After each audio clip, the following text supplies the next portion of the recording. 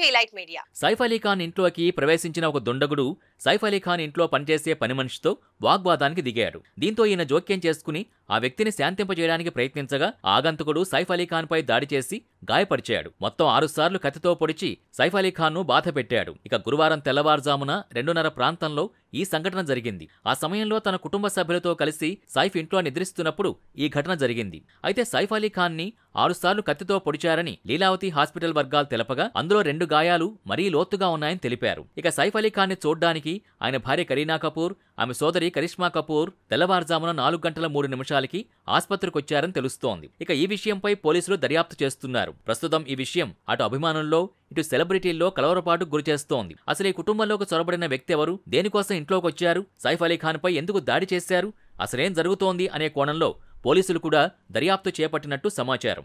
ఇకపోతే ఈ విషయం తెలిసి ప్రతి ఒక్కరూ ఆశ్చర్యం వ్యక్తం చేస్తున్నారు. ముఖ్యంగా నార్త్లో భారీ పాపులారిటీ అందుకున్న ఈయన ఈ మధ్య తెలుగులో కూడా సినిమాలు చేస్తూ మరింత క్రేజ్ సొంతం చేసుకున్న విషయం తెలిసిందే. అందులో భాగంగానే ప్రభాస్ హీరోగా నటించిన రామాయణం సినిమాలో రావణాసుర పాత్ర పోషించిన సైఫ్ అలీ ఖాన్ ఇటీవల కొరటాల శివ దర్శకత్వంలో ఎన్టీఆర్ హీరోగా చేసిన దేవర సినిమాలో కూడా విలన్ క్యారెక్టర్ చేసి తెలుగు ప్రేక్షకుల్ని విపరీతంగా ఆకట్టుకున్నారు. ఇలా తెలుగు ప్రేక్షకులకు సైతం దగ్గరయ్యారు. దీంతో సైఫ్ ఆరోగ్యంపై మెగాస్టార్ చిరంజీవి, జూనియర్ ఎన్టీఆర్ సహా పలువురు టాలీవుడ్ సెలబ్రిటీలు సైఫ్ అలీ ఖాన్ పై దుండగుడు దాడి వార్తతో తీవ్ర కలత చెందాం, ఆయన త్వరగా కోలుకోవాలని కోరుకుంటూ ప్రార్థిస్తున్నాను అంటూ ట్వీట్లు చేస్తున్నారు.